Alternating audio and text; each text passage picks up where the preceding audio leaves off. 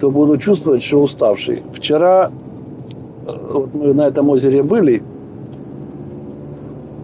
покупались, там отдохнули, 5-10, и я загружал, информацию сливал на жесткий диск, и показывала мне там, я поставил, чтобы пойти поплавать, там все это, и уже, чтобы информация сливалась.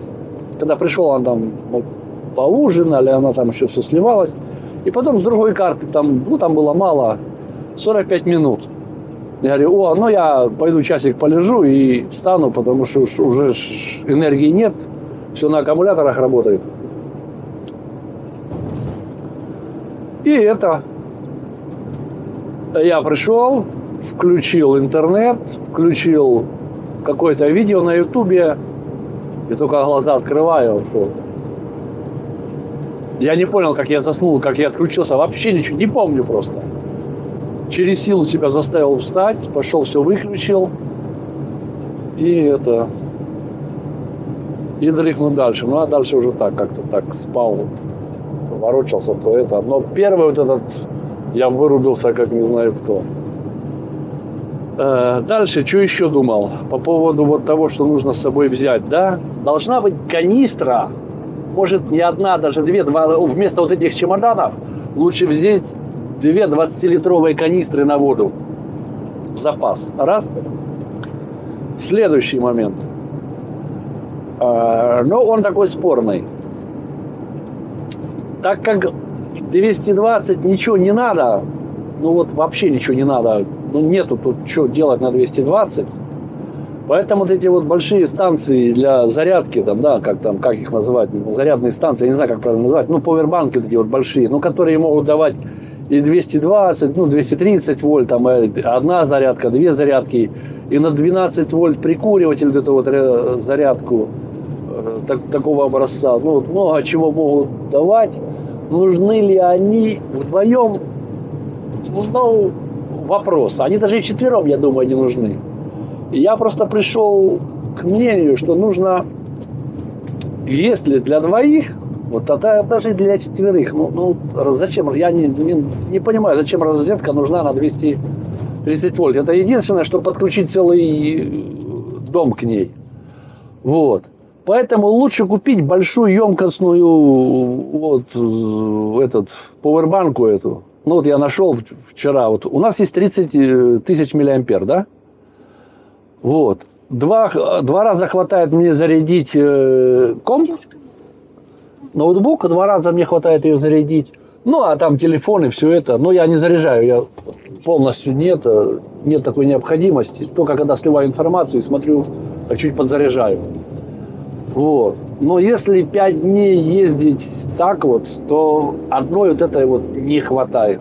Тут уже и днем ее заряжаешь, и пока она едет, заряжается отсюда, с этого, и какую-то, с автомобиля, плюс какие-то вещи начинаешь заряжать с салона. В общем, как-то что-то нужно посерьезнее. И я так прикинул, 96 этих, это вообще с головой. То есть на все время ее хватит без этого, И плюс плюс будет, маленькая будет на 30. И плюс еще на 96. Все, 30 даже можно, потому что сколько раз у нас было, мы когда-то куда-то пошли, там где-то снимаем, фотоем, все. У меня, например, 2 раза телефон все выбивался. Один раз я когда разряжался. Один раз, когда я заблудился, все, он умер. А второй раз, мы когда в замке были, он тоже вырубился у меня. Все. Надо было в Лидл заехать. Так тогда все, смотрим, сейчас и заедем. Поэтому эта большая, там, это может кто с семьями путешествует, не знаю. Но мы сейчас планируем, если поехать ли нам вчетвером на следующий год. То на 96 хватит. Просто зарядным, не знаю, я пока не нашел, нужна она или нет. Следующий вариант, какой можно еще рассматривать, генератор. Если куда-то ехать вот в эти северные страны, туда там Данию, Норвегию, Финляндию, там, Швецию, туда вот куда-то, то генератор может быть. Потому что он подставил его там 10 метров, он тарахтит там где-то себе. Это же, наверное, тоже продукт. И этот...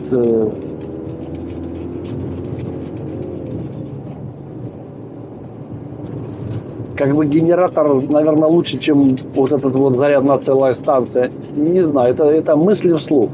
Я же говорю, опыта нет, не сталкивался ни с тем, ни с тем. Вот.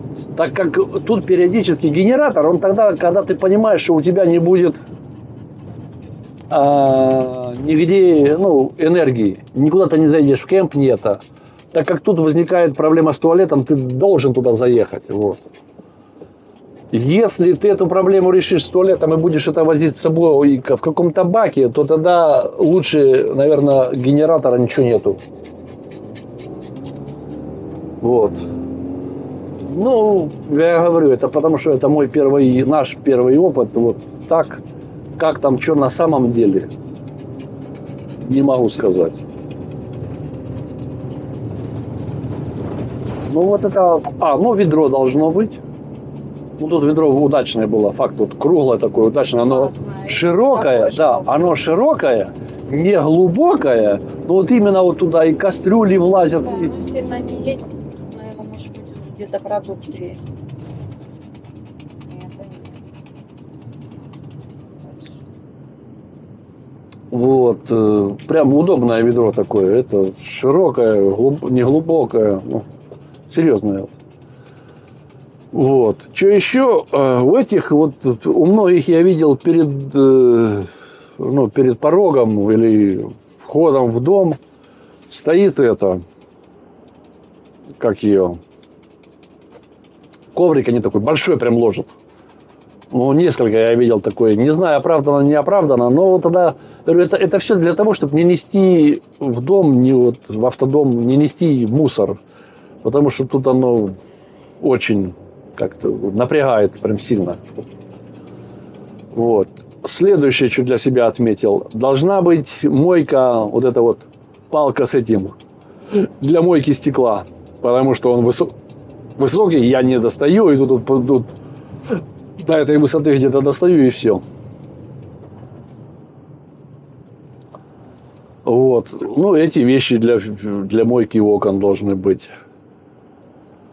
Ну, вот так вот как бы вкратце, если вкратце, ну, то вкратце вроде как и все. Подожди, Бонечка, вот тут штурман наш заблудился.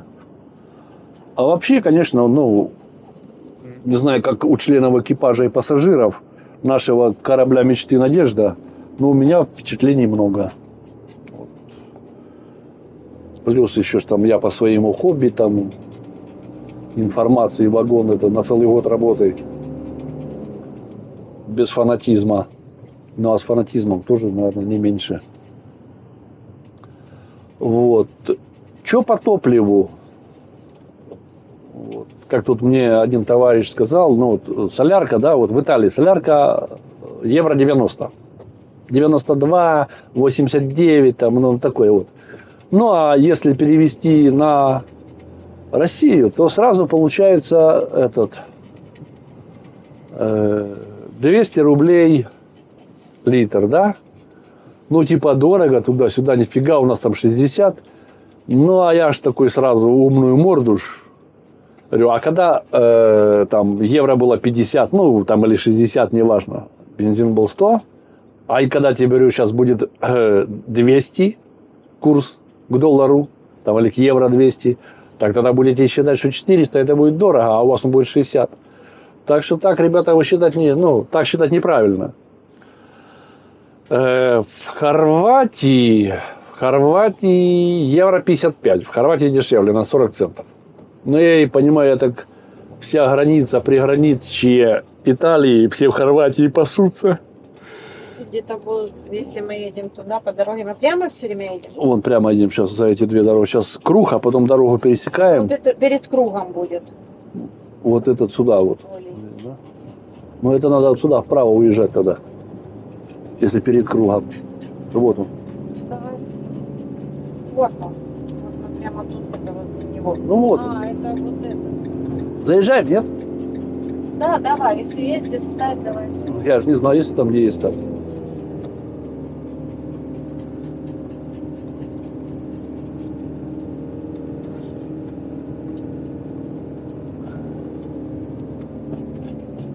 Да, ты чё, куда, блин, тут? Значит, Все, пока не будет супермаркета, вот эти вот такие захолустья, ну их нахрен. Это вот тоже следующий момент, ребята. Вот эти вот улочки здесь узенькие у этих итальянцев. Магазинов куча, и вот этих всяких разных мелких туда-сюда. И запарковаться-то там просто нереально. Мы вот тогда заехали в какой-то коп. Ну, понятно, там у него парковка даже есть подземная, все это у него есть, все. Ну, а я куда в парковку? У меня 3 и 20 еще на всякий случай. 3,20 я вот так считаю. То это просто, ну, нереально. Поэтому надо только вот эти вот супермаркеты, большие магазины, там, где, блин, есть где душе развернуться.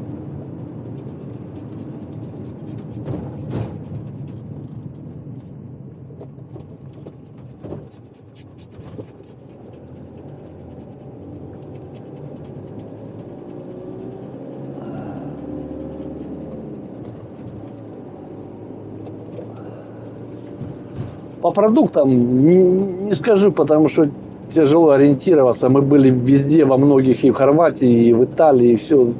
Тяжело сказать, какие, где продукты, там что-то дороже, где-то это, там, если там что-то на 5 копеек или там на 20 копеек, а там наоборот. Ну, это, по этой корзине не скажем. Вот солярка, да. Вот. У итальянцев практически все заправки автоматические. Вы приезжаете, вставляете карту, а на некоторых есть, по автомату стоит лимит 100 евро. Вот. Если это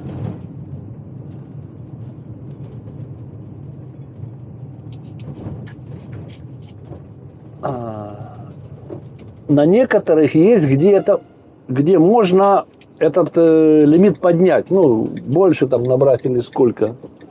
Вот. А на некоторых нет. И вот 100 евро все. И вот по цене оно у вас наполнилось, этих 100 евро. Ну, вычерпали вы, все. Заблокировалось.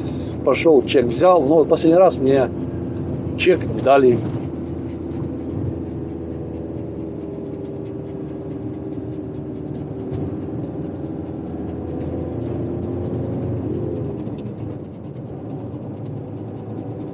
Чек мне не дали, из каких соображений, не знаю, может, у них бумага кончилась. И у них вот эти вот заправки, они у них как место встречи. Кафешка какая-нибудь, бар какой-нибудь, вот на заправке самой, и все. А все это в автоматическом режиме. И на больших таких, ну, там, на серьезных, на которые не 2 колонки, я был там 8 колонок было, да? Да, я был 8 колонок, а перед этим еще больше. Так там бегает лакей. Потому что, ну, я с колхоза приехал, я, потерялся. Я пошел туда спрашивать, как мне это. Я же пистолет ставил, а оно ничего. А этот автомат немножко дальше. А есть такой, что вообще один автомат на всю заправку. И там просто выбираешь номер колонки, подходишь, вставляешь карту, выбираешь номер колонки, забираешь карту и пошел. Она заблокировала сумму, и все. Интересно, если, допустим, вот не знаю, что будет, если, допустим, я поставил лимит 120, а мне 105. Но это лимит, наверное, она только 105 и возьмет. Вот не знаю. Этого опыта нету. Вот это как бы вкратце. По поводу вот там, я говорю, еще раз повторюсь, там, потому что где-то там руками-ногами объяснял все это. не было какого-то там неприятия или там, отторжения какого-то, или ты не умеешь говорить. Нет, вот мы все разговариваем, они по-своему, там, итальянец мелит по-своему, я по-своему, там, через телефон, все. И договорились. Вот нет такого, откуда ты, какой ты, почему ты не умеешь. Все это, все приветливые, все это, ну, мы же деньги несем. Поэтому туристы должны быть встречены с лаской и любовью. Вот такая красота. Вот эта красота, которую ты с автомагистрали не видишь. Примерная цена... в Словению я заплатил за 2 недели 32 евро. Там у них нет платных дорог, там просто платишь. Ну как платный, ты просто заплатил и потом ездишь везде, чтобы... Если на магистраль не выезжаешь, можешь не платить. Но я черт его знает, как оно там что. Там заплатил. И за Австрию, по-моему, 18 я платил за неделю. Но Австрию, наверное, придется еще раз платить, потому что вот мы сейчас поедем через Австрию. Сейчас, ну, я не знаю, если нас на перевал Бреннер заведет или нет. Вот. А в Италии только магистрали платные, вернее как, тут нет у них годовой марки там или недельной, или там, я не знаю, 10-дневной, у них нету. У них вот выехал на магистраль, сколько километров проехал, и съезжаешь, вставляешь и платишь. Там тоже такой у меня цирк был. Заблудился, заехал на эту магистраль, вот. Заехал, ага, что, ну подъехал, а там, я смотрю, оно только как бы на 4 языках, и такое, что он только, я так понял, что эти чеки только вылезут.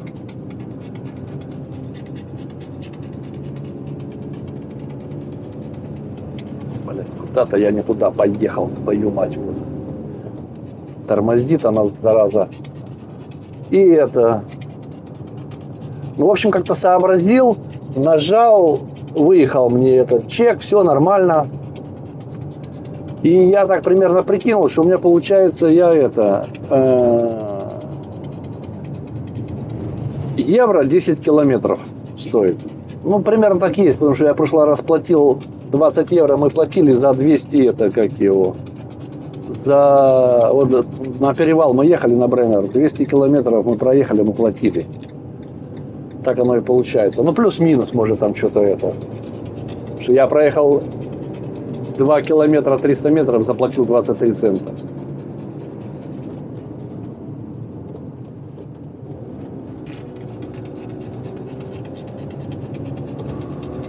Вот. Это что вот по дорогам. Ну, а через Германию будем возвращаться, там нет ограничения по скорости на некоторых магистралях, ну и бесплатно у них там все. Они несколько раз хотели для иностранцев сделать платно, но что-то как-то у них там не прокатило это. Вот. Понятно, что не Лихтенштейн, в котором и туристы на автобусах ездят бесплатно, не только граждане, но тем не менее Германия в этом плане Еврошпар. Так, смотрим, есть куда заехать, где этот заезд.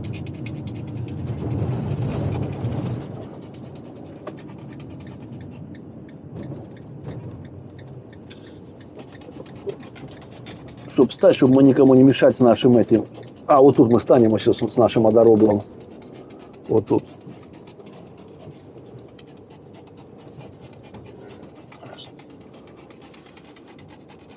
Я думаю, они не обидятся. Так, ребята, пойдем искупимся. Ты будешь здесь. А дальше потом потрандим.